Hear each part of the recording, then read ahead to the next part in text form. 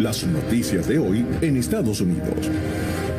Washington Post destaca en primera página que Estados Unidos está dispuesto a sentarse con Irán mañana mismo y llegar al acuerdo para completar, para continuar con el acuerdo nuclear que estos dos países y otras potencias mundiales firmaron en el 2015. Esto de acuerdo a un alto funcionario de la administración Biden. Estamos dejando muy en claro que no estamos hablando de renegociar el acuerdo, dijo el funcionario. El acuerdo que llevó a la reducción del programa nuclear iraní a cambio del levantamiento de sanciones por parte de Estados Unidos. Pues bien, lo cierto es que no ha habido todavía ninguna intención de sentarse a hablar. También destaca el Washington Post que el llamado zar de la vacunación en Nueva York y un aliado del gobernador Andrew Cuomo llamó a varios funcionarios en las pasadas 2 semanas para exigir y comprometer la solidaridad de estos funcionarios con el gobernador Cuomo en medio de este acoso impresionante que ha tenido luego de las denuncias de acoso sexual.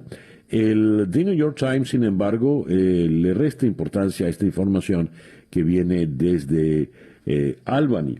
Lo cierto es que Cuomo está en la mira de todos.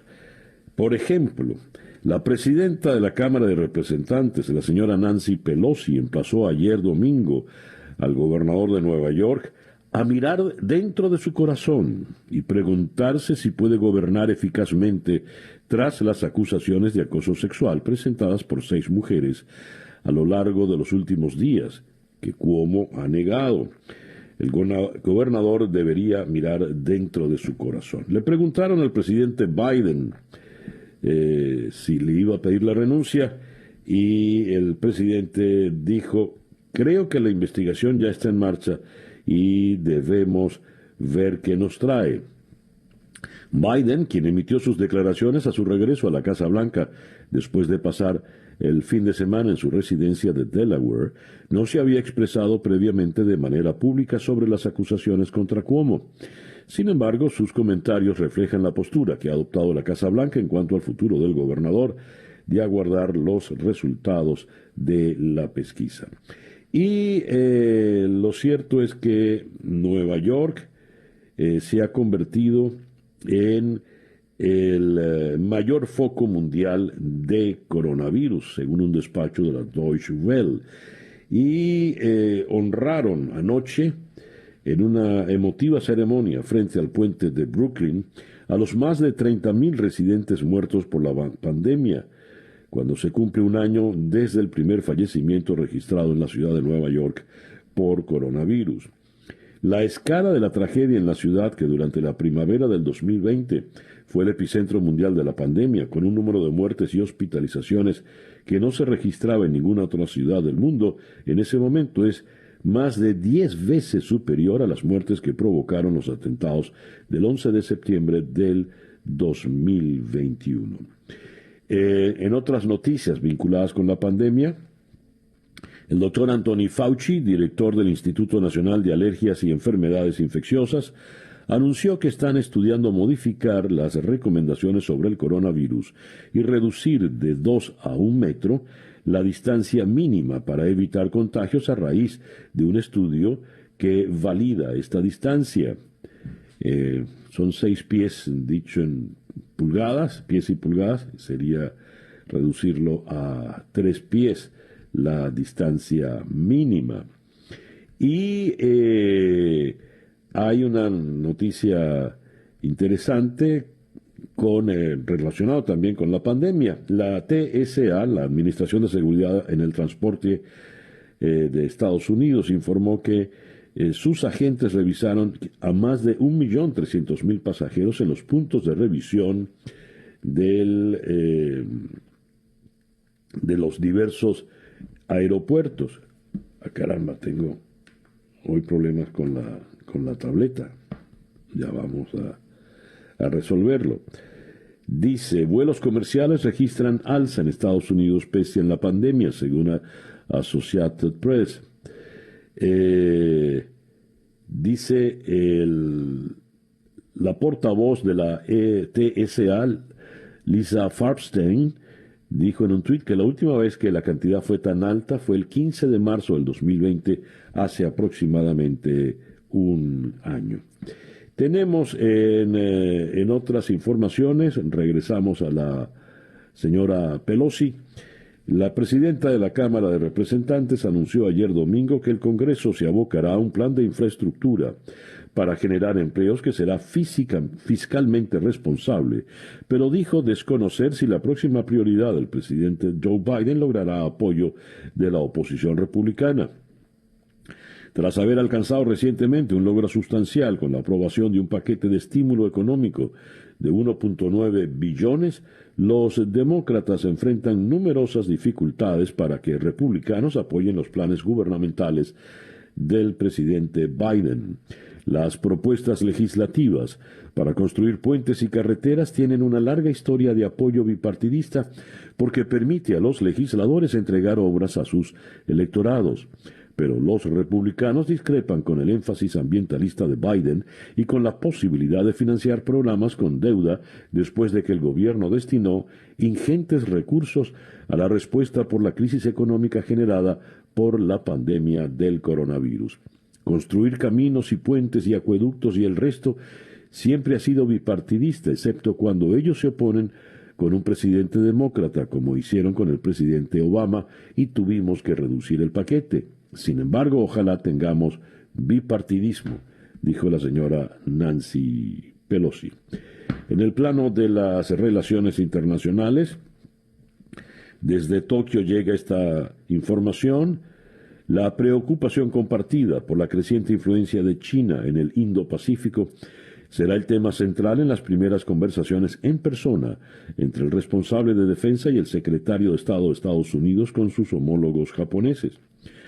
El secretario de Defensa, el general retirado Lloyd Austin, llegó a Japón, mientras que el secretario de Estado Anthony Blinken se le uniría más tarde en Tokio para reuniones que pretenden reafirmar el compromiso de Washington con la región y la alianza entre los dos países después de la estrategia más confrontacional del expresidente Donald Trump.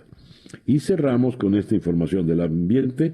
Una severa tormenta invernal afectó al centro oeste de Estados Unidos en el día de ayer, con nevadas y fuertes vientos que causaron apagones y obligaron a cerrar aeropuertos y calles en Colorado, Wyoming y Nebraska. El Servicio Nacional de Meteorología advirtió que la tormenta impedirá el traslado de la población a partir del día de hoy. Varias carreteras importantes en Wyoming tuvieron que ser cerradas, incluso las que conducen a Cheyenne y Casper. El reloj indica que en este momento ya son las 7:17 de la mañana. Estas son las noticias de Venezuela. Por variante brasileña de COVID-19, Venezuela implementa cerco sanitario. Maduro decretó ayer que durante la semana entrante, la que comienza hoy, Caracas y sus dos estados vecinos estarán bajo cerco sanitario para frenar la expansión del COVID-19, lo que implica, entre otras cosas, que se declaren en emergencia y abran nuevas capacidades hospitalarias. Vamos a declarar un cerco sanitario y una flexibilización limitada y parcial en la región capital y en el estado Bolívar. Esto lo dijo Maduro en un acto en el que mencionó que en Caracas y sus alrededores ha habido un incremento de casos por la llegada de la variante brasileña del coronavirus. Y con relación al coronavirus, tenemos que la cifra de contagiados crece de manera importante. Según Freddy Ñáñez, ministro de Comunicación, 593 nuevos casos de COVID, que de acuerdo a las estadísticas oficiales hacen que se supere el número de 145,000 contagios desde que se inició la pandemia. Y según Delcy Rodríguez, lo que reveló en el día de ayer, hay 5 estados de Venezuela que tienen la variante brasileña. Están Miranda, Falcón, Apure y el Distrito Capital. Claro, estamos hablando de cifras, de voceros oficiales, de cifras oficiales, y sabemos que son poco creíbles. El Ministerio de Salud y la Dirección de Salud de Caracas analizaron el aumento de casos de COVID en el Distrito Capital y la posibilidad de que se deba a la variante brasileña. El despacho solicitó a los médicos declararse en fase de alerta y dejar en los hospitales de mayor complejidad a pacientes de moderada a grave. Tenemos, por otra parte, en otro tipo de informaciones que vienen de Venezuela. Esta, en este lugar, en este caso, viene desde Washington, porque viene de la Embajada de Venezuela en Washington, se entiende, la Embajada del Gobierno interino. La embajada, en la cual está al frente Carlos Vecchio, difunde una guía sobre cómo llenar el formulario del TPS. La Oficina del Gobierno interino en Estados Unidos exhortó a los venezolanos a seguir solo información oficial o de personas acreditadas en el ámbito migratorio con el ánimo de evitar estafas. Venezuela envía ayuda a Guinea Ecuatorial tras la explosión en Bata. Venezuela anunció ayer que envió ayuda a Guinea Ecuatorial tras conocer la gran explosión que arrasó el pasado día 7 un cuartel militar de la ciudad de Bata, en la que murieron 100 personas. En nombre del presidente Nicolás Maduro y el pueblo venezolano, el viceministro para África, Yuri Pimentel, llevó al pueblo de Guinea Ecuatorial ayuda humanitaria tras conocer de la gran explosión ocurrida en la ciudad de Bata. Pimentel dijo que más que una ayuda humanitaria es una señal de la hermandad y solidaridad que nos une. ¿Cuándo los venezolanos eran hermanos de los ciudadanos de Guinea Ecuatorial? En fin, es este léxico, este criterio de los viejos gobiernos de la época comunista. Pero envían ayuda humanitaria como si en Venezuela estuviéramos bollantes, ¿no? Leo en el Nacional que la Cámara Inmobiliaria venezolana dijo los alquileres en Caracas subieron 25%. Francisco López, presidente de la Cámara, criticó al régimen de Nicolás Maduro por las actuales leyes inmobiliarias del país. Subimos 25% en precios, se incrementó en un promedio de casi 9%. Eso es digno de destacar, a diferencia de otros sectores que decrecieron. Puedo decir que los valores se han ido recuperando, según Francisco Flores. Y tenemos acá una denuncia. Las gasolineras de Venezuela para los amigos secretos de Maduro. El régimen de Nicolás Maduro ha anulado unilateralmente las concesiones que existían para el manejo de muchas gasolineras y está entregándolas a un grupo de inversionistas que nadie conoce y bajo un manto de secretismo, como lo hacen todo allá en el régimen. Todo es secreto, siempre secreto. Y según el estímulo, en un camión dejan los cuerpos de muertos por COVID-19 frente a la morgue de Caracas. Durante una visita a la morgue caraqueña para hablar con algunos familiares de víctimas, el reportero Fernando Tineo pudo ver el camión cava donde lanzan los cadáveres de personas que fallecieron como consecuencia del COVID. En la calle, abren y cierran el camión cada vez que es necesario en plena zona residencial y sin resguardarse del enorme riesgo de contagio. Qué pena. Y dice la señora Claudia Gurizati, la directora del canal NTN 24 de Colombia: Maduro es el jefe criminal más grande del mundo. La supuesta protección que el dictador Nicolás Maduro provee a Seusis Pausías Hernández Solarte, alias Jesús Santrich, en Venezuela, reafirma la existencia de un régimen criminal en esa nación que extiende sus lazos delictivos a otros lugares. Así lo analizó la directora del canal colombiano NTN 24, Claudia Gurisati. Gurisati está amenazada de muerte por Jesús Santrich. El editorial con César Miguel Rondón. Leo el despacho de la agencia EFE que nos dice: la justicia boliviana dictó detención preventiva para la expresidenta interina de Bolivia, Yanine Áñez, por 4 meses en un penal en La Paz, al igual que para los 2 exministros de su gobierno también aprehendidos. La jueza de instrucción en lo penal, Regina Santa Cruz, determinó la prisión preventiva de la exmandataria transitoria en el Centro de Orientación Femenina de Obrajes. Ahora, la comunidad internacional está pendiente del proceso contra la expresidenta Yanine Áñez, detenida el pasado sábado bajo la acusación de sedición, terrorismo y conspiración en relación con la crisis política del 2019. Casi de forma simultánea, la Organización de Naciones Unidas, la Unión Europea, Estados Unidos y el Alto Comisionado de Derechos Humanos instaron a las autoridades competentes a garantizar un proceso limpio y justo. El gobierno boliviano niega que haya persecución política. ¿Cómo que no hay persecución política?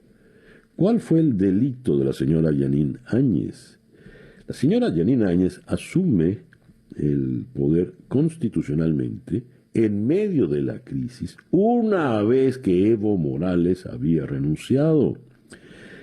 No hubo sedición, no hubo terrorismo y mucho menos conspiración. Pero aquí está la retaliación política tan tradicional, sobre todo en sectores de izquierda afectos al socialismo.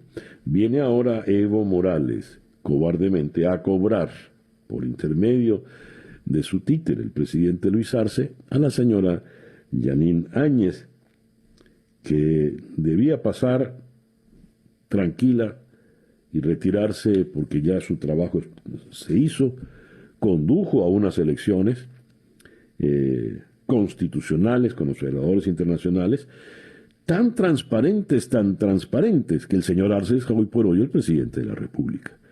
No se merecía la señora Áñez esto, no se merecía la democracia boliviana esta patada de Evo Morales, Arce y el partido MAS, el Movimiento al Socialismo.